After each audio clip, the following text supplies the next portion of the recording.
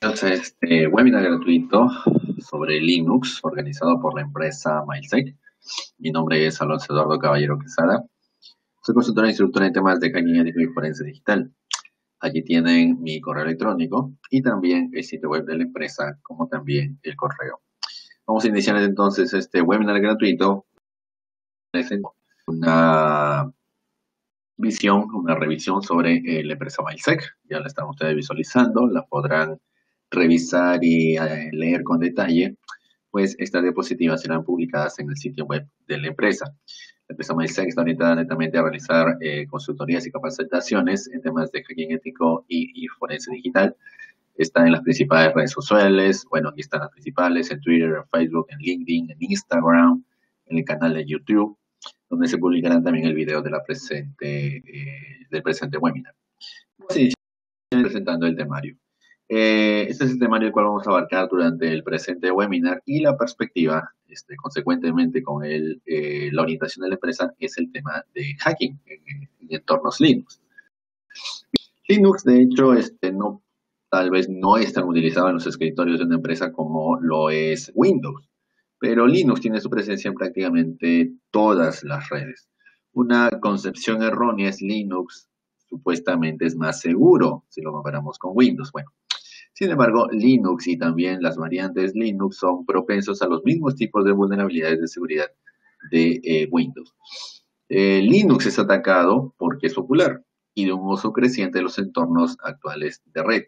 Considerar también algunas versiones de Linux son libres, en el sentido de no deber pagar por ser utilizado, por utilizar el sistema operativo base, y muchas organizaciones, empresas, instituciones instalan servidores de correo electrónico, servidores web, con el propósito de ahorrar costos y adicionalmente por sus características y funcionalidades las cuales Linux tiene. Entonces Linux ha crecido en popularidad por esta y otras razones. Por ejemplo, la abundancia de recursos disponibles, incluyendo libros, sitios web, consultores con experiencia y también desarrolladores. Existe un bajo riesgo de Linux pueda ser afectado por malware, como en el caso de Windows. Esto no quiere decir no sea afectado si existe malware para Linux, pero es menor si lo comparamos con Windows. Y cuando hablamos de seguridad, de hecho, Linux tiene más orientación al aspecto de la seguridad. Pero reitero, todo depende de la gestión de la seguridad más allá del sistema operativo. Adicionalmente, pues Linux se ha convertido en la actualidad en un sistema operativo muy fácil de utilizar. Ahora bien, una consideración adicional. Las estaciones de trabajo, utilizando sistemas operativos, ya sea Windows, ya sea Mac, bueno, también se han vuelto en bastantes comunes. En el corazón de este sistema operativo, por ejemplo, de Mac, ok, hay una variante de Linux. Entonces, es altamente probable que algunas vulnerabilidades en Linux podrían afectar también sistemas Mac. Entonces, es importante tener esto en consideración, sobre todo cuando estamos hablando o exponiendo sobre Linux y sus diferentes variables. Entonces, adicionalmente, no solamente se debe uno de preocupar por el sistema operativo en sí, sino también con las aplicaciones instaladas, digamos, un lector de archivos PDF, Java, un navegador web, un reproductor de medios o de audio. Entonces, esas aplicaciones en las cuales se utilizan el sistema operativo Linux también son afectadas por diversas vulnerabilidades. Ok, tengamos un poco las vulnerabilidades en Linux. Las vulnerabilidades y ataques contra Linux crean riesgos para la empresa en un creciente número de organizaciones, especialmente en las compañías de comercio electrónico, proveedores de seguridad o proveedores de redes o de tecnologías de información, también los proveedores de servicios en la nube, confían en Linux para muchos de sus sistemas, incluyendo sus propios productos. Entonces, cuando un sistema Linux es comprometido, las organizaciones víctimas pueden experimentar los mismos efectos de si fuesen atacados utilizando un sistema Windows, incluyendo, por ejemplo, fuga de información sensible, el hecho de poder romper las contraseñas, borrar o dañar las bases de datos, o el sistema sea puesto fuera de línea inmediatamente. En lo referente a seleccionar las herramientas, bueno, hay muchísimas herramientas de seguridad basadas en Linux para evaluar sus sistemas. Muchas de ellas, bueno, son mejores si las comparamos con otras. Algunas están ya desactualizadas. Y bueno, frecuentemente hay también herramientas comerciales basadas en Windows, los cuales hacen un buen trabajo escaneando también sistemas Linux. Entonces, no se debe restringir esto. Entre las herramientas, muchas de ellas, las cuales les menciono aquí, ya resultan conocidas. Ya ha sido mencionadas también en otros eventos, Kali Linux, GFILANWare, NextCantool, Nextpose, Nmap, OpenBus. Entonces son herramientas las cuales en los propios sitios web ustedes pueden obtener información. Ahora, Kali Linux es una distribución basada en Linux, no es una herramienta por sí misma, es un conjunto de herramientas. Bueno, Langware sí, NextCantool, Nextpose, parte de, bueno, propiedad de, propiedad de Rapid7, asimismo, Metasploit Framework, son del mismo Rapid7, Nmap, el escáner por excelencia, y Nessus, bueno, como OpenBus, un escáner de vulnerabilidades, Nessus es de pago, OpenBus libre. Hay, reitero, muchas herramientas disponibles, ustedes pueden utilizar cualquiera pertinente a sus requerimientos. Ahora, deben tener en consideración, si es necesario adquirir una herramienta de pago y está en sus posibilidades, es una buena alternativa. También existen muy buenas herramientas open source. Esto depende de sus requerimientos de evaluaciones. Obtener más información sobre las vulnerabilidades de Linux. Bueno, ¿cómo se puede hacer esto? Bueno, cuando se escanea un sistema basado en Linux y se obtiene información, ya sea desde el exterior, bueno, si los sistemas son públicamente disponibles, como también se puede obtener información desde el interior de la red. Ahora, esta manera de obtener información desde la perspectiva externa e interna le da una buena perspectiva en el aspecto de seguridad, pero también le da una buena perspectiva a los atacantes maliciosos de cómo podrían comprometer el sistema. Entonces debemos de entender en primera instancia cómo se realizan los escaneos contra los sistemas Linux. Bueno, en el caso de Linux, Linux está constituido de diversos servicios. Un sistema Linux generalmente proporciona servicios llamados demonios. Estos son programas los cuales se ejecutan en un sistema y sirven varios servicios y aplicaciones para los usuarios.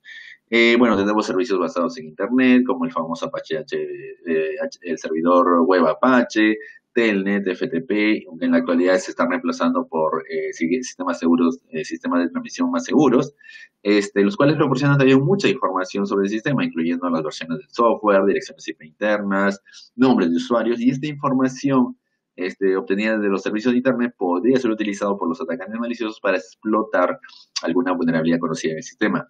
También tenemos pequeños servicios a nivel de TCP y UDP, como Echo, Daytime, Kergem, frecuentemente son habilitados por defecto, aunque no son necesarios. Ahora, es menos frecuente encontrar estos servicios, pero no deben de suponer absolutamente nada. Y bueno, las vulnerabilidades inherentes de los sistemas Linux dependen de cuáles servicios estén funcionando. Entonces, la idea es realizar un escaneo básico para obtener información sobre aquello lo cual se está ejecutando. Para este propósito tenemos diversas herramientas, Scan Tools, podemos utilizar hasta el famoso Nmap para realizar un escaneo contra un sistema Linux, ¿ok? Entonces es bastante sencillo obtener una herramienta como también realizar un escaneo solamente para propósitos,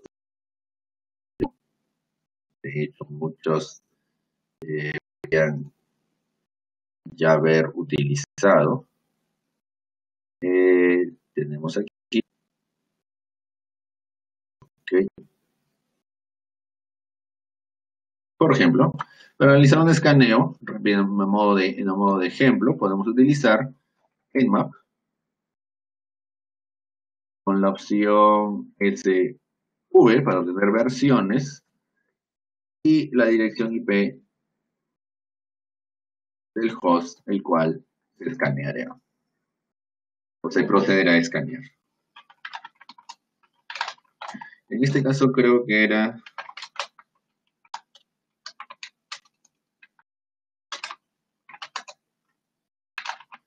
58. Sí, 58. ¿Ok? Eh, ah,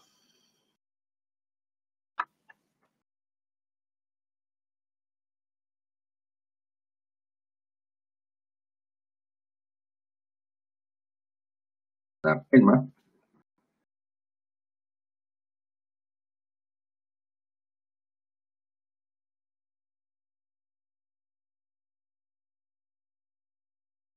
Estoy utilizando aquí una versión de Ubuntu. Utilizar un Kali Linux, hubiera podido utilizarlo también. Bueno, en este caso he optado por utilizar esto para directamente también mostrarles la perspectiva este, de, del usuario, ¿ok? De la máquina afectada en caso sea necesario. Entonces, por eso he optado por utilizar esta versión de Ubuntu. Ok, ok, entonces esto está realizando un escaneo para conocer más información sobre las versiones del sistema Linux, el cual estamos evaluando. Hubiéramos también podido utilizar la opción "-O" para obtener información del sistema operativo. Noten ustedes los resultados. Tenemos información de los puertos abiertos, tenemos información del servicio, FTP, SMTP, HTTP, y tenemos información de las versiones. La versión del FTP, cuál es el software utilizado, BCFTP, cuál es la versión del software para SMTP, Postfix, cuál es la versión para el servicio atendido en el puerto 80, es un Apache HTTP con ciertas tecnologías. Y a nivel sistema operativo se trata de un Linux con un kernel 2.6 algo. Ok, entonces así nosotros podemos utilizar una herramienta, un escáner de vulnerabilidades para poder obtener este tipo de información. Bueno, algunas medidas correctivas precisamente contra el escaneo del sistema. Aunque de hecho no se pueda completamente prevenir el escaneo de los sistemas, se debe implementar las siguientes medidas correctivas de tal manera se minimice los atacantes maliciosos obtengan mucha información sobre los sistemas y esta información lo utilicen en contra. Bueno, en primera instancia está proteger los sistemas con un firewall. En el caso de Linux tenemos el famoso iptables para precisamente implementar un firewall. De hecho, hay otras herramientas también bastante factibles de utilizar porque facilitan también en la creación de un firewall. Tenemos también la posibilidad de utilizar un host, perdón, un IPS, un sistema de prevención de intrusiones, puede ser por Sentry, para poder identificar algún tipo de actividad maliciosa. También podemos deshabilitar los servicios los cuales no son necesarios, por ejemplo, servicios RPC, HTTP, FTP, Telnet o pequeños servicios UDP y TCP. Cualquier cosa la cual no esté o no sea requerido verdaderamente por la organización, por la empresa, debe ser deshabilitado. Entonces, porque estos servicios pueden ser encontrados y obviamente potencialmente atacados. También se debe asegurar que están actualizados con el último software del sistema y esto minimiza las probabilidades de explotación si en caso hubiese alguna falla en estos paquetes. Porque el atacante ya puede visualizar, puede identificar esta información muy fácilmente. ¿Cómo podemos encontrar servicios innecesarios o mal asegurados? Bueno, cuando se sabe cuáles demonios y aplicaciones están funcionando, como el FTP, Telnet o el servidor web, en este caso hemos encontrado 3 servicios, bueno, también es importante conocer cuáles versiones están funcionando y potencialmente luego buscar en la base de datos, hay muchas bases de datos de vulnerabilidades, y potencialmente encontrar, existe una falla en esto. Entonces, una de estas bases de datos en los cuales podemos buscar es la NBD. No recuerdo si la he mostrado en algún momento, pero les voy a mostrar el enlace. También va a estar en las diapositivas, o sea que ustedes lo pueden visualizar. A ver.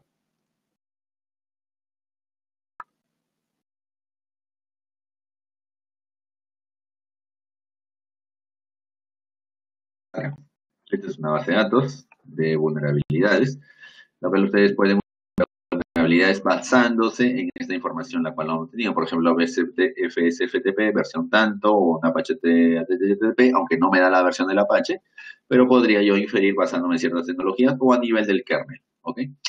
Bien. Sigamos. Muy bien. Sigamos con entonces. Muchas herramientas de seguridad pueden descubrir vulnerabilidades en los sistemas Linux. A estas herramientas podrían no identificar todas las aplicaciones hacia su número de versión correcta, pero son una manera bastante poderosa de recolectar información del sistema. En el caso de las vulnerabilidades, se debe tener mucha conciencia de que existe una alta probabilidad de algún servicio en un sistema Linux sea vulnerable. Pero aquí debemos tener en consideración elementos muy sencillos como un FTP anónimo, ¿ok? Especialmente cuando no se configura correctamente, puede proporcionar a un atacante la posibilidad de descargar o acceder a cierta información sensible. Telnet como FTP son vulnerables a analizar analizadores de tráfico, es decir, transmiten o la conexión se realiza en texto plano, de tal manera todo lo transmitido puede ser interceptado, potencialmente interceptado y luego leído sin ningún inconveniente. También, si se transmite en usuario y contraseña, obviamente va a ser posible identificar. Hay antiguas versiones de SendMail o de OpenSSL, los cuales tienen problemas de seguridad, y podrían causar negaciones de servicio y poder también potencialmente tomar control del sistema. Hay servicios denominados los servicios R, ¿correcto? Como RLogin, RDIS, RSEC, RCH, RCP, los cuales son vulnerables a ataques también. Muchos de los servidores web en Linux, muchos servidores web se ejecutan sobre Linux.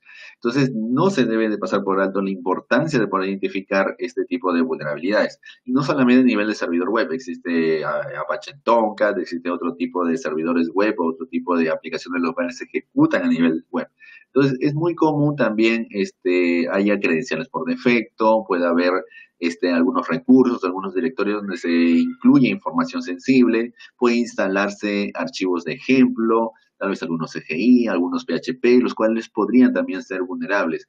En el caso de un FTP, bueno, si no se configura adecuadamente, aparte de poder interceptar la comunicación y potencialmente leer la información transmitida, también si está mal configurado puede ser factible acceder y almacenar información o leer información utilizando para diferentes tipos de ataque. En realidad el FTP anónimo es una de las maneras más sencillas de encontrar alguna debilidad, pero claro, depende del riesgo, la vulnerabilidad o el nivel de riesgo, depende de cuán importante sea la información almacenada ahí. De hecho, es un riesgo, pero también hay un riesgo en diferentes escalas. Y entre las herramientas, bueno, hay algunas herramientas las cuales pueden realizar una recopilación de información más profunda, realizando el escaneo contra sistemas Linux. Entonces, se puede utilizar un escaneo, por ejemplo, en el caso de Nmap, se puede utilizar scripts adicionales para profundizar en la información obtenida desde un servicio. Entonces, tal vez desde el puerto 21, un FTP se pueda obtener mayor información, si existe un FTP anónimo, si es factible leer o escribir, tal vez probar por credenciales débiles. En el caso del servidor web se puede probar por algunos métodos disponibles o la existencia de ciertos directorios o nombres de archivos, lo cual podría representar una vulnerabilidad.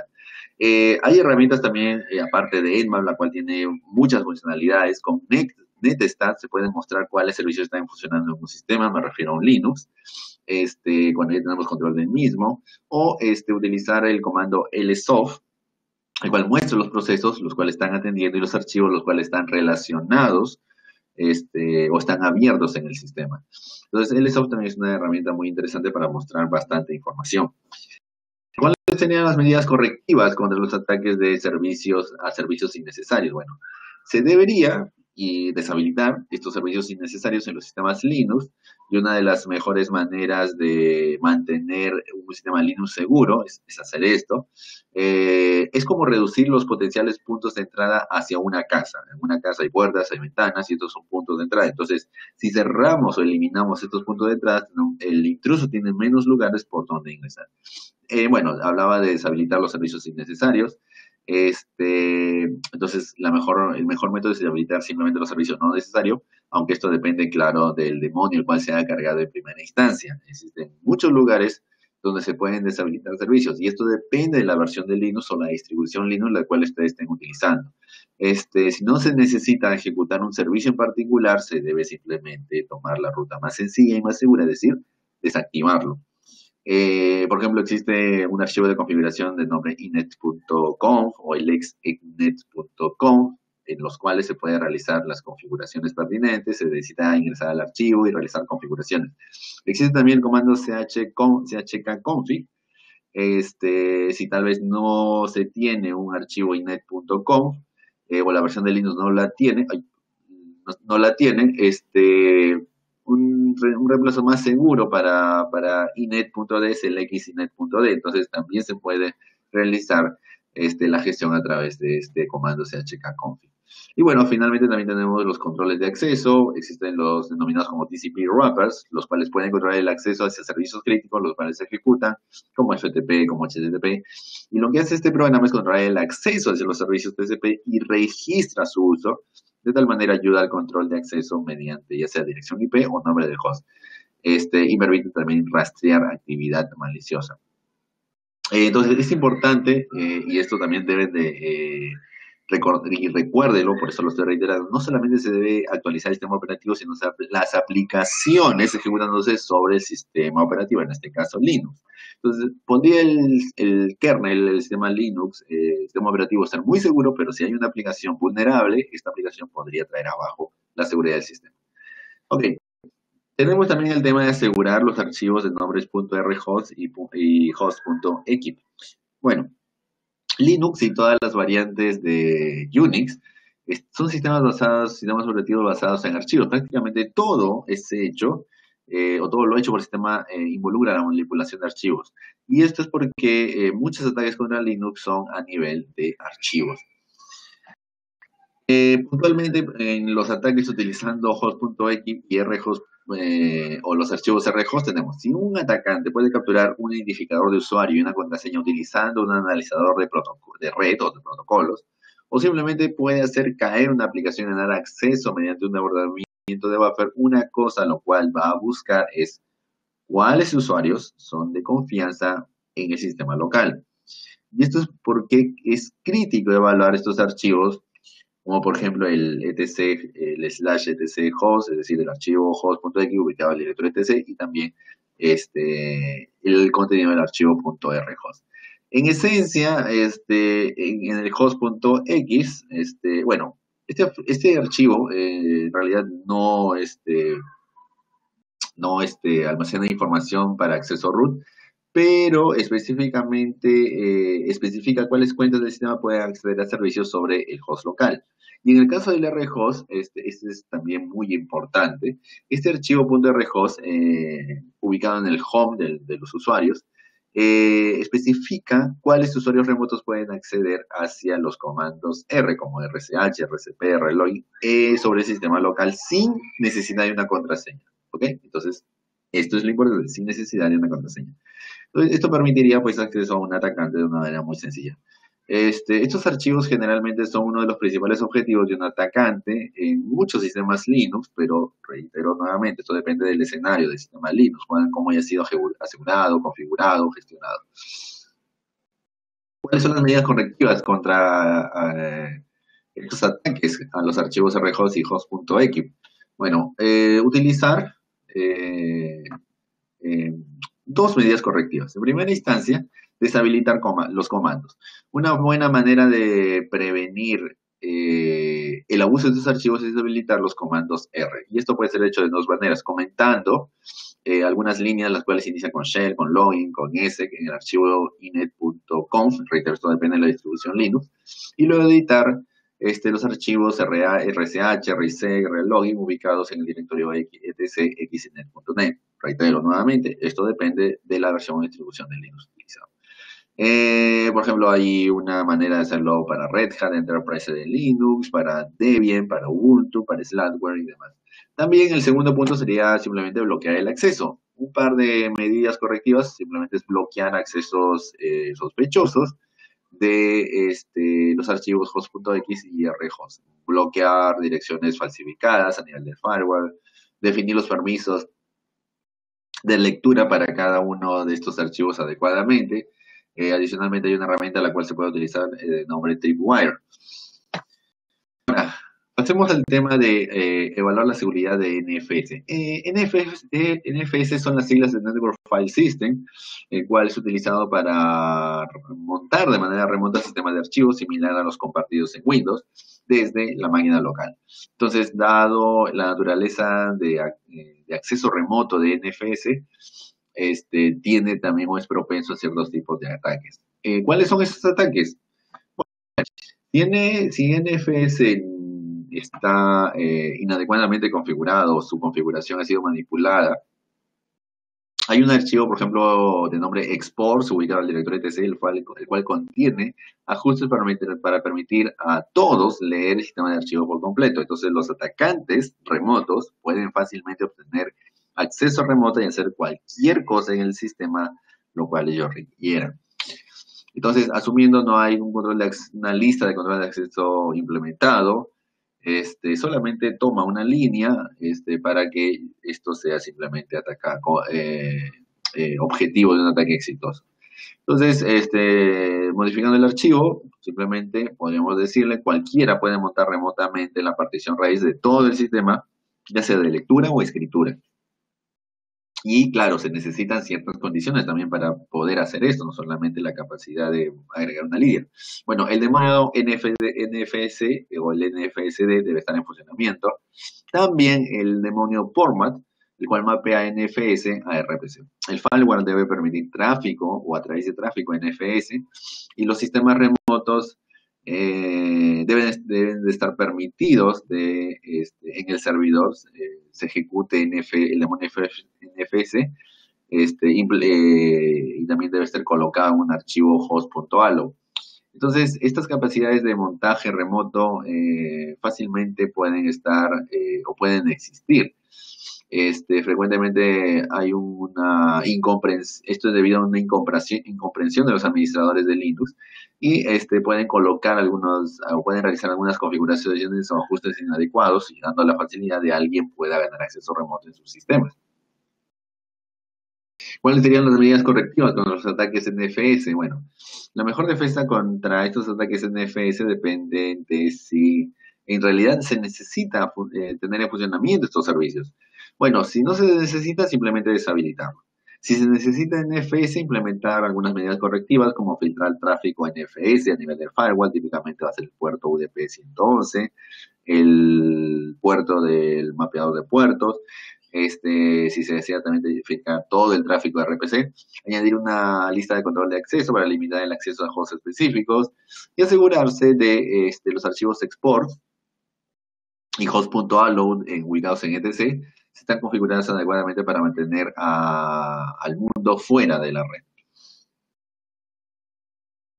Lo referente a verificar los permisos de los archivos, en Linux especialmente, bueno, existen tipos de archivos especiales, los cuales me permiten, por ejemplo, ejecutar con los derechos del propietario del archivo.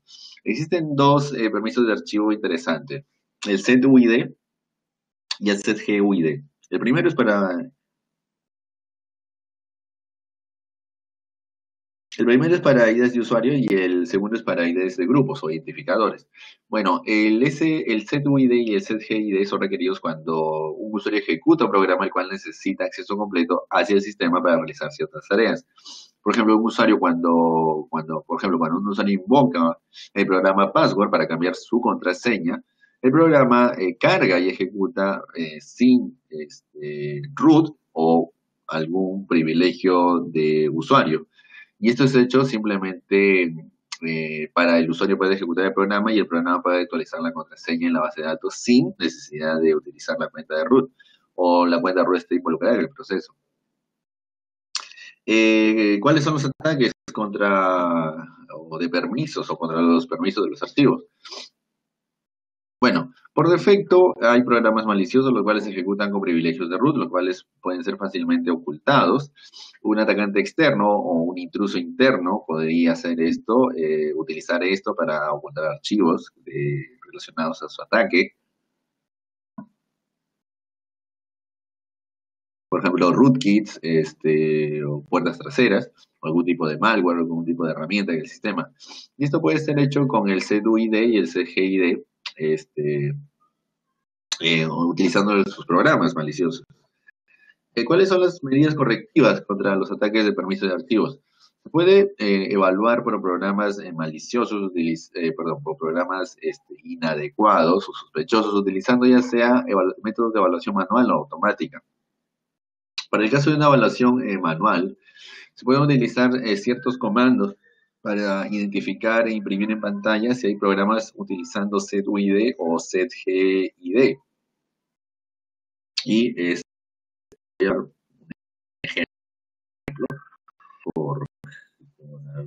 Ok, yo lo voy a ejecutar con los privilegios de root. eh, Así nada más, sin privilegios de root, para darle la perspectiva de un usuario normal. Entonces voy a utilizar find. Permisos van a ser el setuid, el cual es 400, y print. Pueden ver cómo hay muchas ubicaciones en los cuales me indican no tengo los privilegios para ingresar o para identificar. Y luego encuentro algunos programas los cuales tienen el set UID habilitado.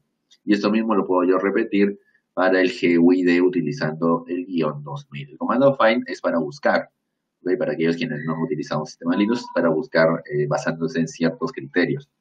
Y es una herramienta muy poderosa, interactuar con un sistema Linux para administrar, para realizar temas de gestión. ¿Ok? Bien. Sigamos.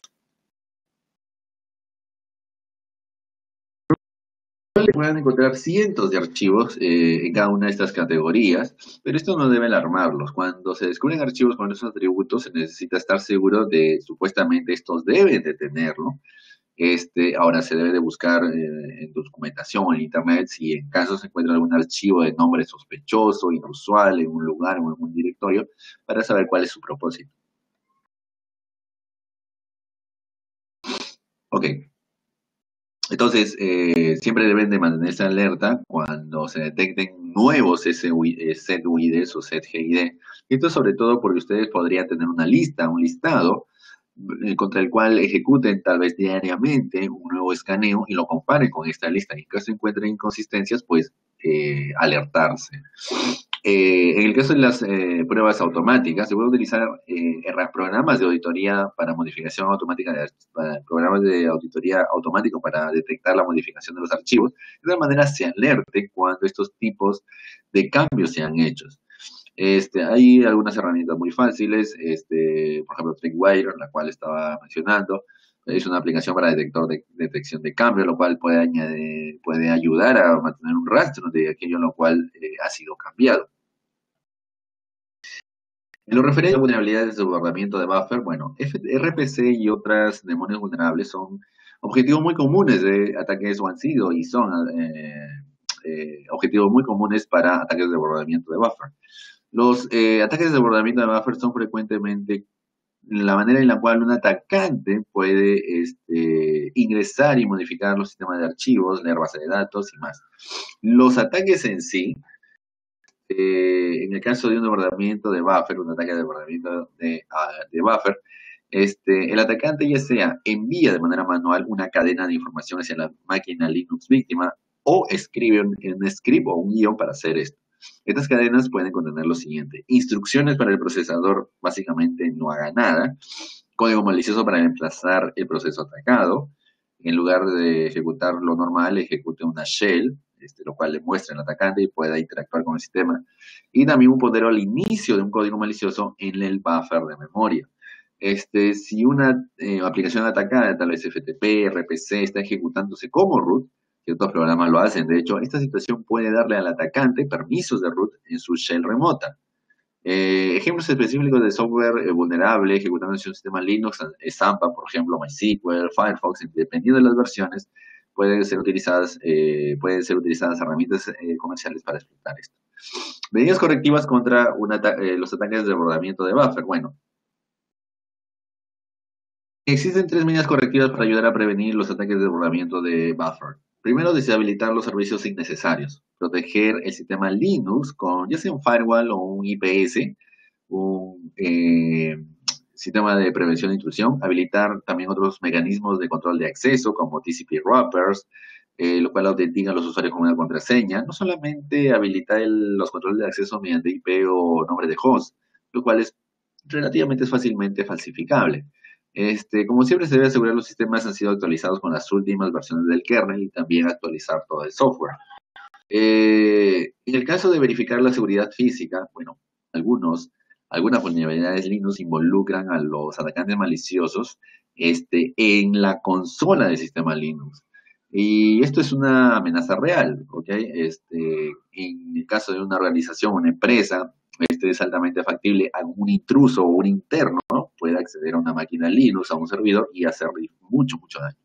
En el caso de los ataques de seguridad física, si un atacante está en la consola del sistema, puede hacer cualquier cosa en realidad, incluyendo reiniciar el sistema, incluso si no está logueado, presionando control al del.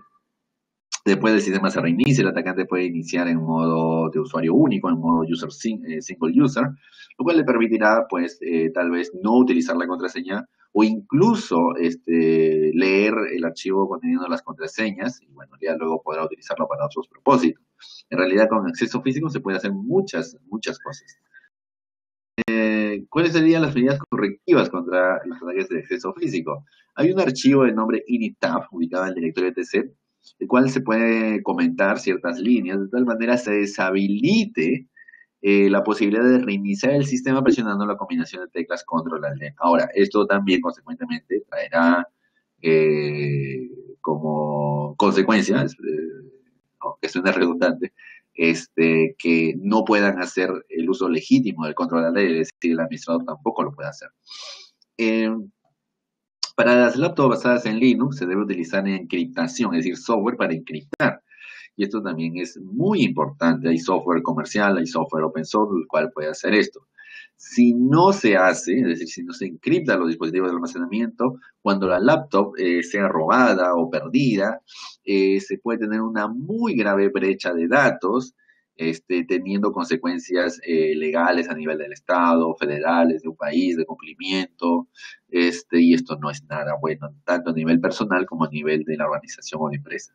Si se tiene la sospecha de alguien recientemente ha ganado acceso al sistema, ya sea de manera física o explotando una vulnerabilidad, como por ejemplo un password, una contraseña débil o un desfalamiento de buffer, se puede utilizar el comando de nombre LAST, el cual es un programa para visualizar los logins más recientes al sistema y verificar por algunos IDs de login extraños o momentos en el cual se hizo login.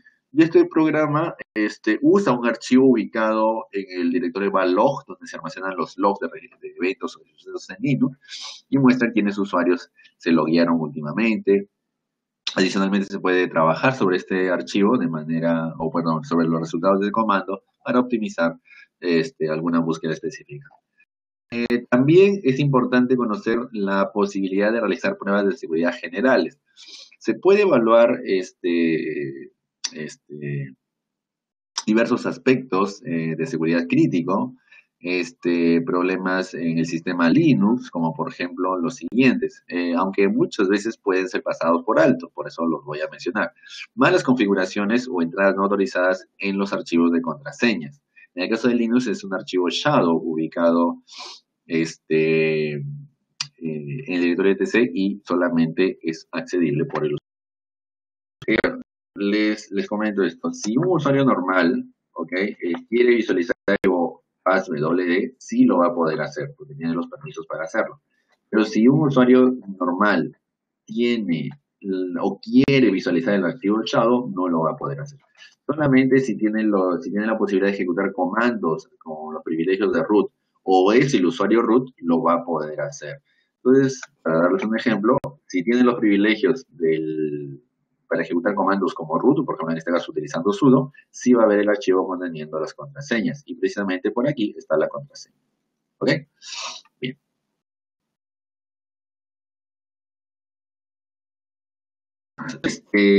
Requerimientos en la complejidad de la contraseña, es decir, por más el algoritmo criptográfico sea utilizado, por más un algoritmo muy elaborado para cifrar o encriptar la contraseña sea utilizado, si la contraseña es 1, 2, 3, 4, 5, 6, esto no tiene ningún sentido, por más fuerte el cual sea el algoritmo de encriptación. Entonces, es necesario tener buenos requerimientos en cuanto a la complejidad de las contraseñas. También tener en consideración a usuarios equivalentes al root o usuarios los cuales tengan privilegio de ejecutar comandos como root. Tareas automáticas sospechosas, las cuales estén configuradas en Chrome. Chrome simplemente es un servicio para ejecutar tareas de manera periódica. O también algún script programado para ejecutarse en un punto del tiempo. Verificar firmas en los archivos binarios de un sistema. Y sobre esto, aquí se podría utilizar los hashes, veamos. Hay un directorio de nombre bin, ¿okay? Donde hay diferentes archivos o archivos binarios los cuales son utilizados en un sistema Linux. ¿Okay? Entonces yo podría utilizar, aunque hay herramientas automáticas, podría utilizar algo manual, es decir, generar un hash para cada uno de esos archivos y verificar periódicamente. Por ejemplo, si el comando true, ok, tiene este hash, este código hash, y mañana genero nuevamente y su código hash ha cambiado, podría esto deberse a una actualización, ok, o podría deberse a alguien ha modificado el archivo y tal vez lo ha troyanizado para hacer algo malicioso. Entonces deben tener mucho cuidado también con esto. ¿Qué más tenemos? Bueno, tenemos el tema de verificar por rootkits. Hay también herramientas en Linux para verificar rootkits. Cuando es afectado, pues, se es afectado por un rootkit, ya sea a nivel de Windows o a nivel de Linux, la mejor solución va a ser siempre reinstalar todo. Por eso mismo es importante realizar las copias de respaldo de los backups. También información sobre la configuración de la red, incluyendo los mecanismos para prevenir suplantación de paquetes u otro tipo de ataques de negación de servicio. También los permisos de los archivos logs del sistema. Les mencionaba que diferentes logs en un sistema Windows, perdón, en un sistema Linux. Este directorio generalmente es este, barlog, ¿okay? Donde podemos ver muchos archivos logs. Lo voy a hacer desde otra perspectiva. Hay muchos archivos log y debemos también tener mucho cuidado en los permisos de esos archivos. Porque si configuramos los archivos inadecuadamente, un usuario normal podría modificar estos archivos logs y borrar u ocultar alguna acción ilícita en la cual ha realizado. Entonces, deben de siempre tener mucho cuidado con los permisos. No solamente los logs. Ahora, pueden hacer todas estas evaluaciones manualmente o mejor aún utilizar herramientas automáticas. Y ya les mencioné, hay diferentes herramientas las cuales le pueden ayudar en este propósito. En lo referente a parchar Linux, de hecho, los parches continuos son quizás la mejor cosa a realizar para mejorar y mantener la seguridad de los sistemas Linux. Sin importar la distribución Linux utilizada, utilizar una herramienta para asistir o apoyar en los esfuerzos de parchar facilita mucho el trabajo. Frecuentemente se encuentra Linux completamente fuera del ciclo para la gestión de parches. Con el enfoque de parchar Windows, muchos administradores olvidan parchar los sistemas Linux y obviamente no se debe de caer en esto. Ahora, también hay, dependiendo de la distribución, las distribuciones tienen sus propios mecanismos de actualización. El proceso para realizar esto, reitero, depende de cada distribución, pero en realidad es algo relativamente similar, ¿ok? Me refiero a diferente en cuanto a su esquema para actualizar paquetes o realizar ciertas configuraciones, pero similar en el aspecto de va a descargar versiones actuales de los paquetes y los va a instalar en el sistema. En eso, generalmente todos van a hacer lo mismo. Van a descargar las últimas versiones y lo van a instalar en el sistema. Pero la manera en la cual lo hace podría diferir.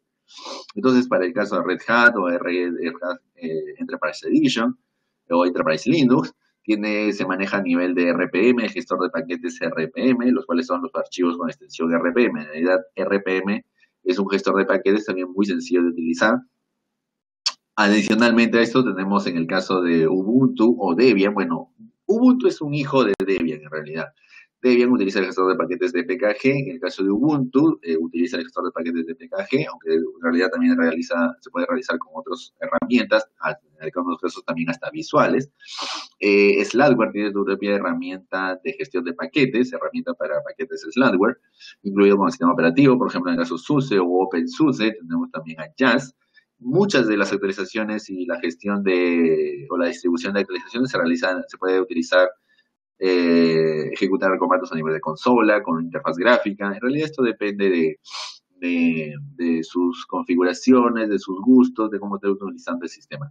Adicionalmente al kernel de Linux y el sistema operativo en general, también se deben actualizar todo. Hay servidores Apache, un servidor MySQL, tecnologías como PHP, OpenSSL, es decir, todo el software. Un punto débil, una debilidad y puede ser catastrófico. Bien, también tenemos para ir finalizando los gestores multiplataformas de actualización. Existen herramientas comerciales, los cuales tienen funcionalidades adicionales, como por ejemplo correlacionar parches con vulnerabilidades y automáticamente desplegar las parches adecuados. Existen algunas herramientas comerciales, por ejemplo aquí tenemos Vantage Engine, tenemos GFLangware, las cuales también pueden realizar en este pueden ayudar en este escenario. ¿Ok? Bien. Bueno, de mi parte, mencionarles, antes de finalizar esta sesión, mencionarles sobre la empresa MySec, una consideración adicional al respecto, y esto es importante para ustedes puedan tener este conocimiento. A ver, les menciono lo siguiente. Ya. El video va a ser publicado oportunamente en las redes sociales. Las diapositivas también van a ser publicadas solamente. Y estoy esperando inicie el navegador. ¿Ok? Para mencionarles lo siguiente. Bueno, ya les mencionaba el webinar gratuito y la va a ser publicada en el sitio de la empresa. Esto está demorando mucho, así que lo voy a hacer desde aquí. Okay. Bueno, aquí tienen el sitio web de la empresa, para aquellos quienes todavía no lo han visitado.